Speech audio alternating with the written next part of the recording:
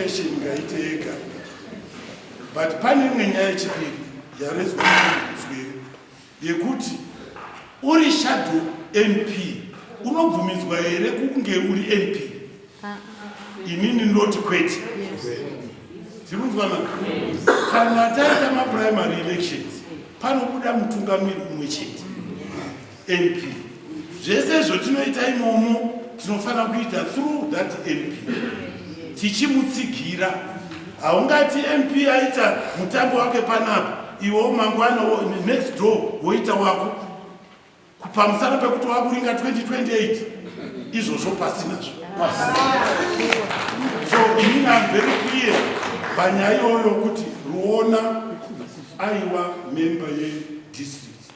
So kana pakaita ma-options and inonzwa kuti pano aiwa member amene ku-district yekumakongress ikoko. So zveko-option I think is okay. But achidikambena sitting MP, that is wrong. So kana paine physical address and your phone number. Inokoshesa phone number. It's a way to communicate. Yes, and it so my message, my chiunza, communicate through your phone number. Remember, I'm chatting to the job.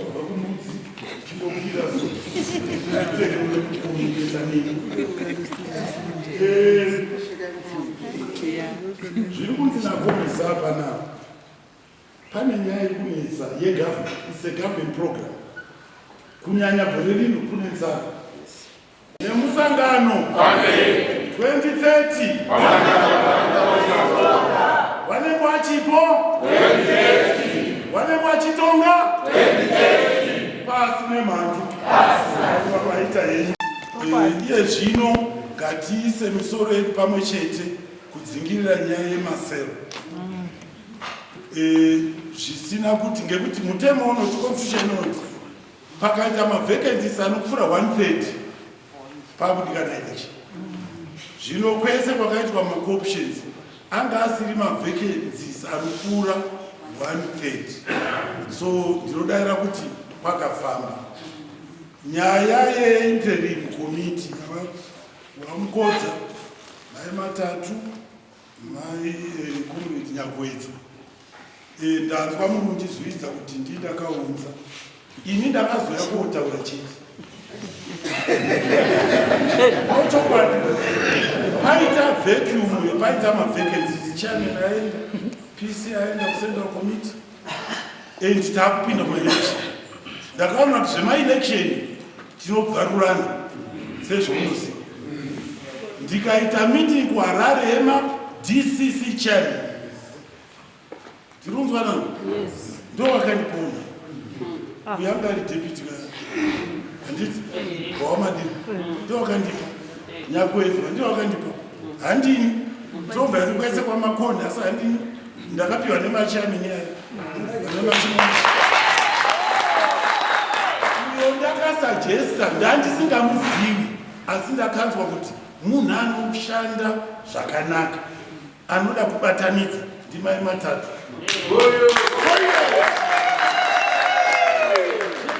Ndakatotaura kuti kuna anonzi handisi angatori meeting macho ndikati kune uyo ndiri kunzwa ndichikonsulta kuti kuna anonzi mai matatu akaita sei muveteran ndiye veterans chair weprovince maita sei kuti mungandibvumire here kuti ndimusajesti kuti aite vice chair handizvero amasha. So inini sekuona kwangu apo tiri yezvino ndinoda kuti ndindose zvakaitwa ini ndinatora sema-co-options.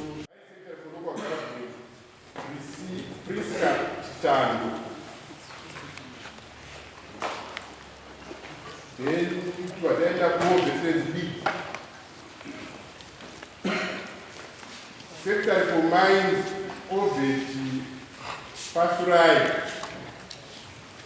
Secretary for Local Government Tambudzai Makunga, Vice Secretary for Mines Mr.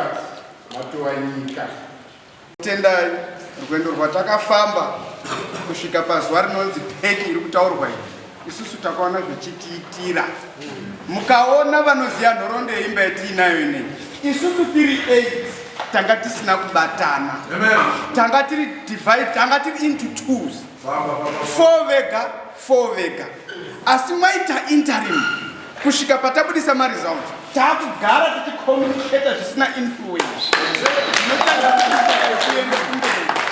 zvinova zvakabuda pamaresults akabudiswa nepeki zvinova zvakabudisa maresults emusi wa23 august so taakukumbirawo kuti nekufamba nekushanda kwatakaita nemamps edu neleadership yese tirambe takabatana vanhu vasasadzoka pamapersonal interest isusu vatiri kuenda nemadistrict edu